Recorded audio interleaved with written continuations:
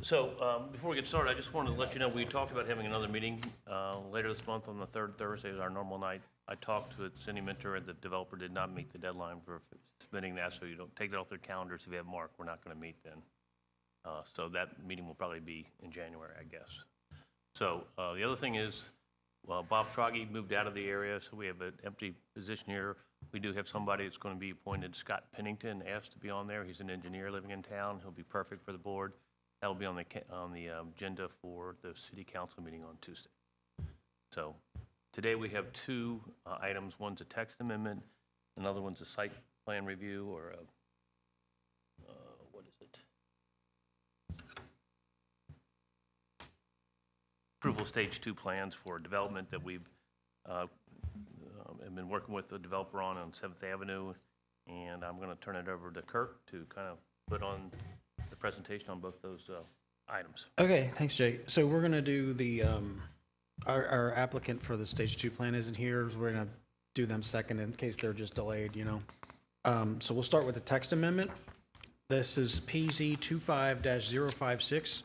The city is requested us to prepare a text amendment. It's really just a little bit of editing to the zoning for the central business district zone. Kurt, I can do a little explanation. The city requested this. We have a lot of properties downtown in our central business district. Is your mic on?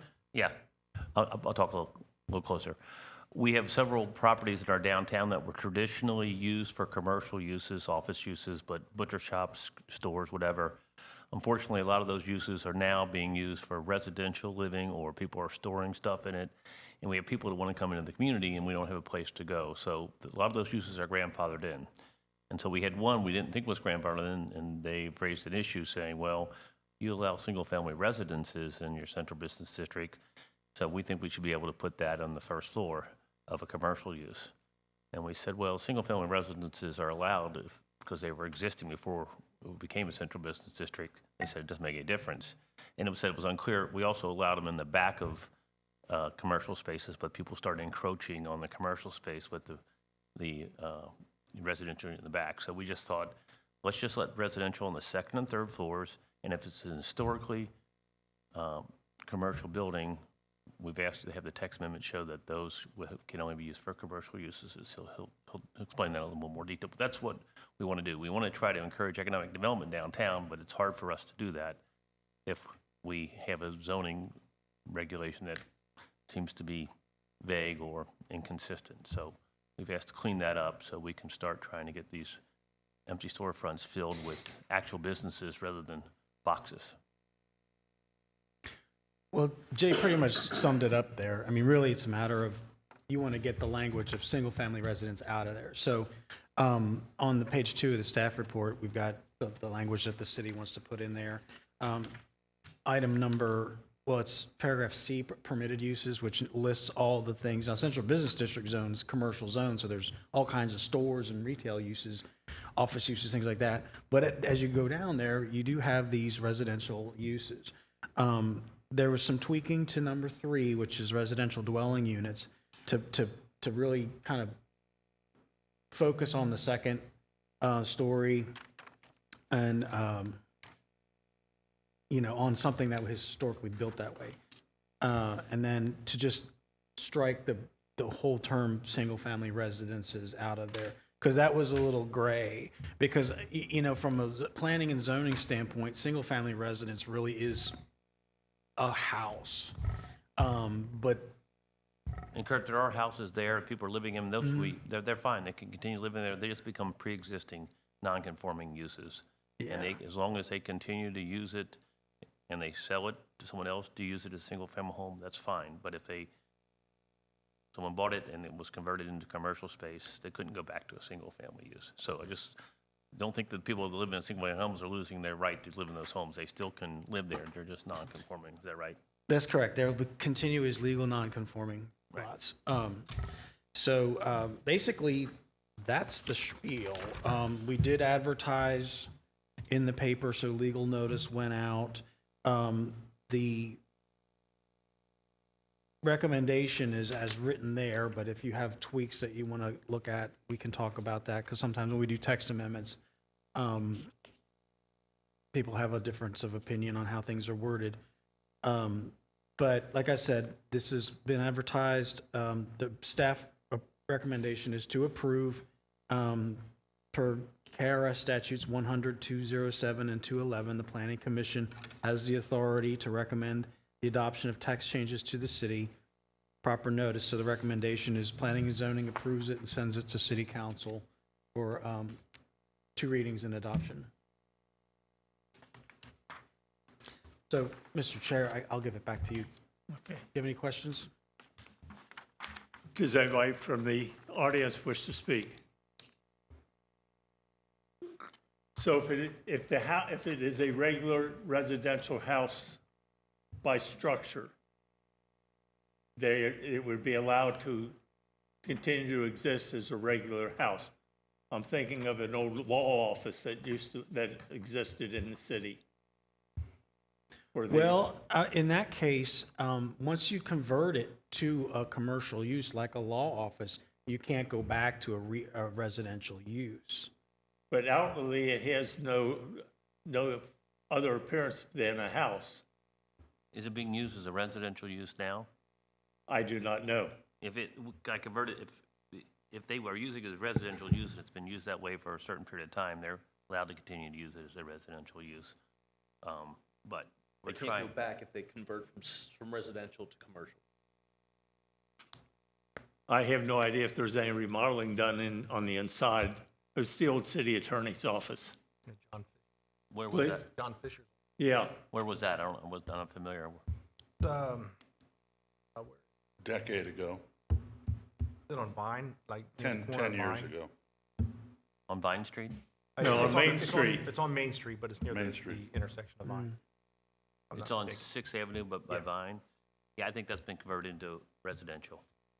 The only commercial uses from O'Fallon, other than the general commercial up there where the liquor store is, it was the old pharmacy, and then the next thing is a Roebling bookstore and where the Foot Doctor is. Those are the only commercial spaces. The other commercial buildings, and that's outside the CBD. The CBD stops right by McKinney. It goes. a So little- that's Okay. residential 1 there, isn't it? Is it It's R1? residential. So, yeah, in that R1 case. JJ, I Yeah, think. yeah, in that case, that's a different zone than we're talking Yeah, about. that is allowed to be. Okay. That's not central business district, so all right, those buildings can be used for residential there, okay. yeah. So There's The- only like 3 commercial in that area from the general commercial area. There's only 3 buildings that are used for commercial uses until you get to McKinney. Well, you got Borusky too. Okay. Is there any other questions about this text amendment? Yeah, I want to clarify a little bit further on what you're Yeah. asking. So what constitutes conversion? Because I'm thinking of if I bought one of these houses that's kind of near Hometown Heroes and taught music lessons out of the living room, but made no changes to the structure, would that constitute a conversion? Or It's the use. What is the use? So I didn't hear all that. if I chose to like teach private music lessons out of my living room in one of those houses in the CBD, would that constitute? It depends. That could be a. It could be a home-based business. Home-based business. Okay. Yeah, when you refer to it as my living room, that implies you're living there. Yeah. So that would be a home-based business, Right. in which case you're going to continue the grandfathered use as Okay. a residential. That was mostly what I wanted to know. But if you turn it into a music store where there's, No, yeah, no.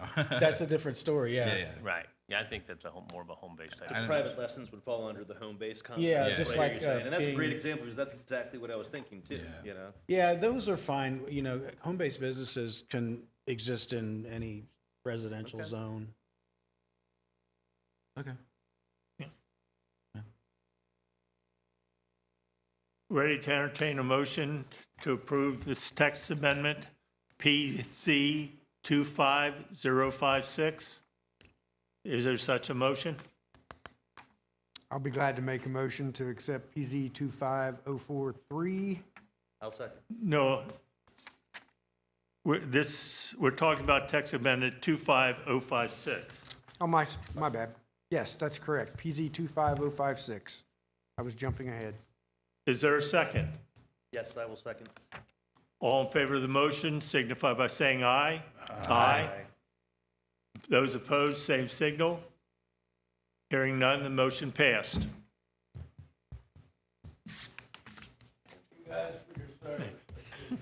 Bye, Dennis. Dennis, thank you, too. Bye. Friday. Bring your A game, Santa. 7:30. The next motion that we will be considering is PZ 25043. It's an applicant, the applicant is Cardinal Engineering. This is an approval of Stage 2 plans, 7 attached single-family dwellings, townhomes. Okay, thanks, Chuck. So this is the Stage 2 plan. So as part of the Stage 2 plans, you're approving the development, the houses. You're also going to be approving the preliminary plat, which is going to divide this lot into 7 lots. And then there's public improvements as well. Jay can speak more to the arrangement they have for that. But we'll just start with the general overview of it. It's 7 townhomes. In last year, the developer came to the Board of Adjustments to get a variance on the lot widths because their minimum lot size over here is 25, and they wanted to, because those would be enormous townhomes.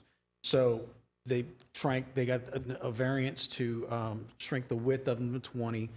And then they also needed a variance, which we should probably get into the text, because of being attached, they have 0 setbacks. So they needed a variance to do 0 setbacks, which was approved. There, at the same time, thereabouts, the city vacated some right-of-way and conveyed it to the developer to extend the existing property basically one more house wide. And then I guess I'll let Jay talk about the street later. Yeah. But it's a pretty simple plan. It's really just one big building. But because they're single family attached, they're all on their own parcel. They all have their own parcel ID. So they're still single family by law. But we're basically building a 7-unit building. There's parking in the rear, and access through the to be improved Kenton Street right of way. In reviewing the Stage 2 plans, we went through Section 9, which is the checkbox, make sure it's at the right scale and the right submittal and the right items are bulleted out, and it did meet the zoning for that, showing topography, ownership, all those kind of things, showing the proposed improvements, which are on page 2 of the staff report. At this point, I don't have any building elevations or a landscape plan. At this point, I don't think there's going to be any signs because it's not like a subdivision that has a sign. It's just, so I won't have any signs to look at. Then we have that paved access on Kenton Street. And then we have a preliminary plat, which is on page 3, showing the lots. Now, the outer lots are going to be 30 feet wide, so they're going to have a side yard, and then the inner lots will be 20 feet wide. Really, it's a simple plan. Did you want to talk about the street, Jay? Yeah, I'll talk a little bit about it. I'm guessing you're all familiar where this is. It's on 7th Avenue as you come down Dayton Pike. Instead of taking a left into town, you take a right, and there's a few buildings there, and then there's a large empty lot there. That's where it's at. There's a little alley called Kenton Alley. It's really Kenton Street, but it's an alley that comes up next to this lot, and it's an access point. It's an emergency access point, so when trains are on 6th Avenue and blocking that neighborhood, they can go through this alley to get back up on 7th and get under the train trestle there. So our emergency vehicles can use it, and people can use it to get there. The problem is this alley is in really bad shape. So when we talked to the developer about this, we said, hey, we'll do this with you, we'll give you a little land to make this work, but you got to help us rebuild this alley. So we're splitting the cost of putting a concrete alley there, which is it's really poor condition right now. And we also are putting a drain. We have drainage issues there. We're going to put a storm drain there that's going to capture all the water that's in this alley, which has been a problem. So that alley is going to serve the public, but also will serve this development so that the people who live there will be able to go down the alley and take a left and go into their private development area. And you take a right and go down the other alley, which takes you over to Benham Street, and then Benham down to 6th. So we're trying, the development, I've looked at it, it's too early to get there now, but he's done preliminary plans. It looks like very nice development. You're going to have a rooftop decks, going to have views of the river and the hillside in Cincinnati, 3 floors. Looks like pretty, high end, so we're pretty excited about it. We think it will be a nice development. We thought it'd be a lot further along than we are right now, but ST1 got involved with making sure they had drainage, proper drainage, and that took some time. So we thought we'd be, 6 months ahead of that, but we are here now. So we're finally coming to the point where, okay, we're getting all the things done, and development hopefully can start next year. So this is, we have a development agreement with the developer, basically saying you're going to pay half of this project. ST1's going to kick in some money, so between the 3 of us, it'll be a lot cheaper than the city trying to do this ourselves. So hope that helps explain some of the thoughts behind it. My only concern is not having something in writing of what they are going to physically. Well, I mean, they have shown us, I don't know if we have it here, but they've shown us preliminary drawings of the Okay. exteriors, of the interior layouts, and it looks like a good product. So brick facade and What I was going to say, garages underneath, and so, that's part of part of our development agreement. so They it's not siding or anything like that, everything. probably be hardy plank or something of that sort, I think. Okay. So, As long as they get held to that. well, we have to sign, I think our development agreement requires us to sign off on approval of that, so So the city's going to look at that when I the think so. I have to look at that. architectural stuff comes through? Peter, question? This Kenton Alley off of 7th, as you're going toward the railroad tracks, you can pass through and get onto a 60-foot wide right-of-way of Kenton, I guess, Street? Is that what that is? So, Roy, you're talking about, To the north? so if you're heading north, are you talking about the alley? We talking about the alley, you go down, go to the right, or Well, I'm assuming that if I'm looking on page 2 in portrait, the lower street is 7th Street, no, so That's the top up the hill. up the hill. top of the hill is 7th 7th Street, and then Right. you go down So the you- alley You towards go down 6th. this alley, can you go down that alley and get to Kenton, I guess, Street or whatever No, the Kenton 60 Street, foot? Kenton Street beyond there is a paper street. It's not developed. Oh, it's not developed? Yeah, so you can see Kenton is, it takes up 2 lots there. It's not developed. Only half of Kenton Street is used as the alley. And then you take a right, and it's another small alley that goes to Benham Street. Oh, that right that would abut Yeah, toward the back of the buildings, but there's also an unnamed alley Yeah, and that's it's- being ceded to the developer, right? that's a city paper street too. It's a very small alley, only 11 feet, I think. So this is effectively kind of almost a dead end kind of situation. It's not a dead end, because you take a right down there, you can see, after you go past the entrance on the left to the new development. Okay, To the okay. right there, that kind of shows like a little angle there. Yeah. That's an existing alley, but it's just made of, it's just a gravel alley, and we're going to improve that once. It's be okay. concrete all the way down to the bottom, and it will stay gravel, but we're going to make that better. And then that takes you to Denham. That takes us to Benham, yeah. Okay, thank you. And then you can go down to Benham, and then you can go to 6th Avenue, but the problem is 6th Avenue has a railroad Yeah, crossing. there's no and it- pass. And then you can block, traffic, so this is an access. Right now, this is really bad going down, the water has eroded it, and it's really hard to maneuver, so we'd like to get it fixed up so we don't have that issue anymore.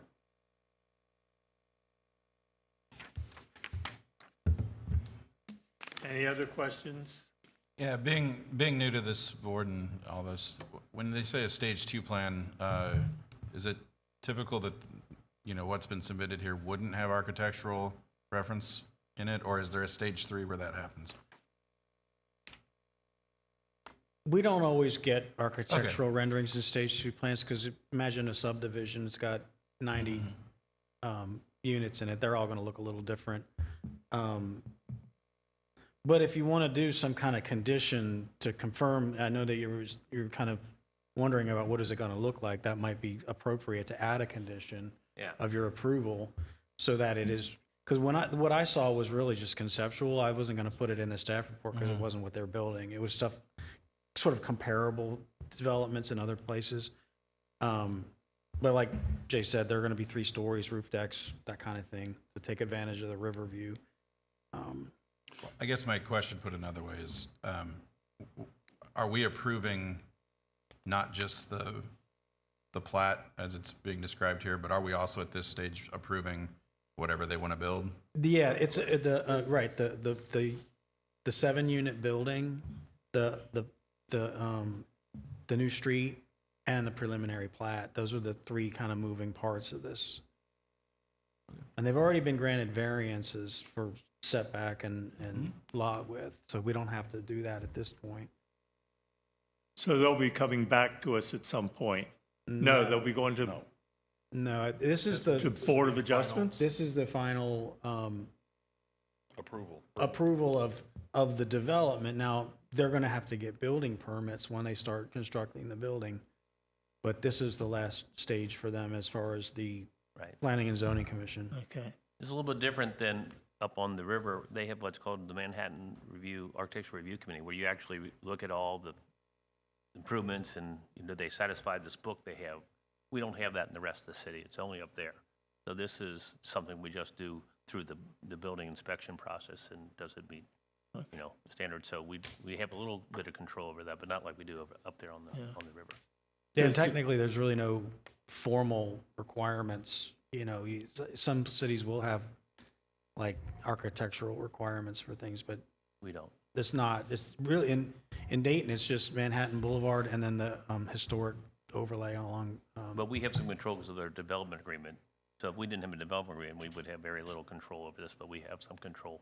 This board wouldn't have some say in like how many stories they can build or anything like that? Well, that's in the zoning code. Well, they are limited in height because Okay, of the zoning. okay. If they wanted to, yeah, but you would have that say, because if they wanted to do something 4 or higher, they need another variance. Right. Gotcha. So you would have a say that it at least stays within the 35-foot height limit. Okay, that was going to be my question. Does the current zoning have a height? Yeah. Yes. Because we But need, they're actually coming off the road. They're going to have a story underneath, basically. Yeah. And they will have entrance be into the second floor. 2-story from road height Yeah, roughly. so it's not going to really Yes. look like that as tall as it is because of half of it's underneath Yeah. the road. Or not half of Okay. it, one floor is underneath the, 1 story is underneath the road. They're gonna get inspected at every level, so although they haven't said it's gonna be hardy plank or brick, that's their call. They get to do that. And then the inspectors at each turn, they're gonna sign them off and check them off on electric. They're gonna sign them and check them off on plumbing, every step. I guess the concern is, are you worried about what it's gonna look like? I mean, like the very final, I just think it's very open-ended. Well, there's not a law to enforce with aesthetics. Right? That's the thing. This So, is- yeah. This you body can't will tell be them what looking their at aesthetics are gonna be. appropriate uses and whether it satisfies these requirements for the lots and stuff. So I don't think you all have the power to come in and say what it looks like. Am I right on that? That's correct, yeah. Now, like, you know, yeah, Manhattan Boulevard, you've got the Architectural Review Board. If you had something like you did up there, that would be a separate entity that would do that, or this body, they could say this body could do it if the city wanted to change that, but that's never been something that you all have the power to do. Sure, they're gonna build in the historic district, you're talking a different turkey. But That- You do have that. They have to get approval from the But they architectural have review. given you renderings? What's that? They've not- I've seen renderings. Is there a way that we can attach based on the renderings that have been presented? Just so, I don't know, what do you, I mean, I think we've got it covered in the development agreement with the developer, so. I think that's the only teeth you have legally, is the development agreement. Because there's nothing in the zoning, and that's what you approve, is does it meet the zoning? And if it's painted polka dots and flat black, Right. there's You wanted nothing to some- tell them they can't do The only that. thing that I will say is I know I was told that we will not use certain materials in Manhattan Harbor. And the county or city did nothing when the contractors did not meet those requirements. That's aggravating. That's an enforcement thing. That's all I'm saying.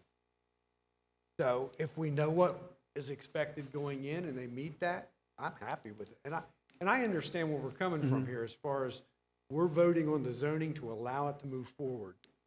I totally get that. It's just very, in my opinion, it's just very open-ended. If you could attach something in reference to what Jay's, I'm happy to share it with you, but you really can't No, make I'm a not decision saying- based on it. okay. I mean, after this, I mean, you really can't consider that. It's not part of your role. That's fine. They could change the statute if the city wanted to make it part of your role, but, I don't know many planning commissions that have the right to dictate what a building looks like. That's usually done through the city or whoever, the development agreement and/or through the building process. Some of the aesthetic things do come into zoning. I've seen some cities where they will not allow certain types of roofs. They don't want flat roofs. They don't want parapet walls. They want, things like that. And that, Dayton doesn't have that, but that's about as surgical as zoning is going to get until you get historic districts or some kind of special development thing, or the architectural review board. But, Well, we're a just, perfect example would be trash cans. Are they keeping trash cans inside? Is there a place for trash cans? Is it fenced in? Where's the electric going to be? On the front of the building, like that worked out when it was supposed to be on the side? Those are the only things that I'm thinking through my head. And that takes you from a very, very appropriate, good-looking environment to something that just looks like somebody threw something up. I don't disagree with that.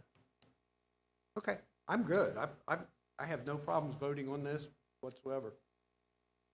I feel we have some control because we have development agreement. Now, he didn't want something from the city, we wouldn't have had that opportunity, but he did. So we were able to get some concessions in return for giving him the right, giving him some land to make this project happen. Is there any other discussion on this motion? This amendment? Hearing none, we'll accept a approval to approve PZ 25043. The applicant was Cardinal Engineering, and a request is to approval of a Stage 2 Plan 7 attached single-family dwellings townhomes. Is there a motion to approve this amendment? I motion to approve PZ 25043 from Cardinal Engineering to approve Stage 2 plans for 7 attached single-family dwellings. Roy, can you include the approval of the preliminary plat as well? I'm sorry? Can you include the approval of the preliminary plat? Sure. And that should include the preliminary plat. I was second.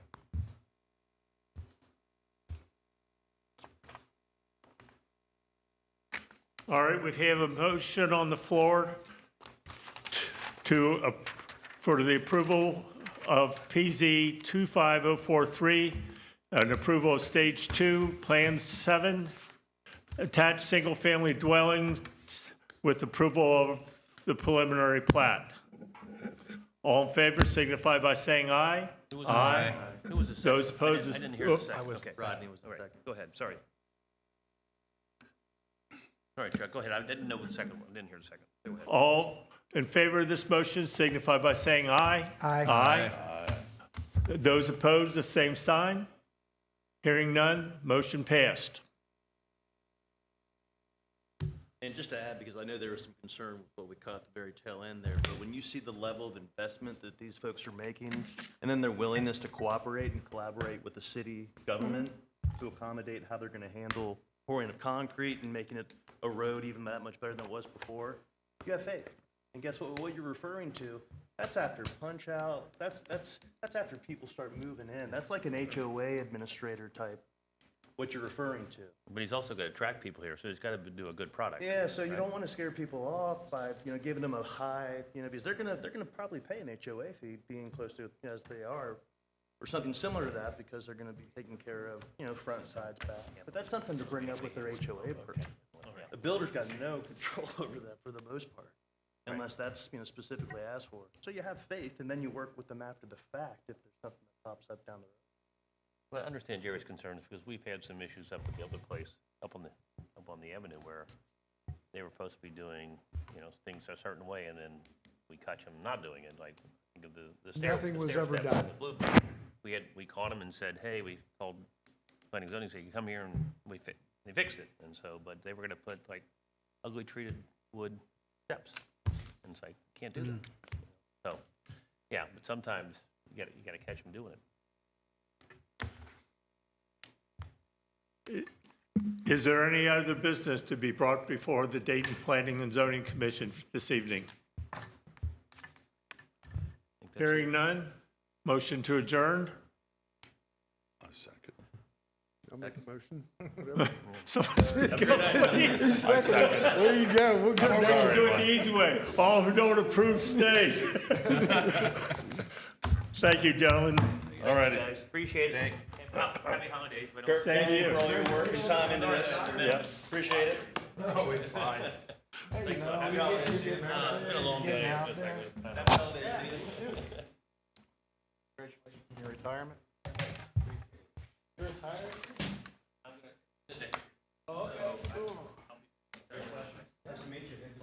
And I'll try to ease off. After your house, I'm in bankrupt, but. Yeah.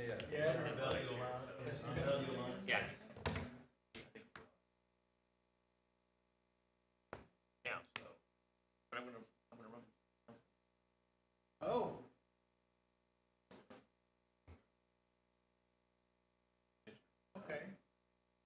So how are things going down there on the river? Yeah. Your neighbor behaving or not? All the knowledge, why wait? Same old same? Are they gonna try to bring? I'm assuming that you're, like, My big concern, and it's a perfect example of this, yeah, nobody has paid him. They're allowing him to start the process.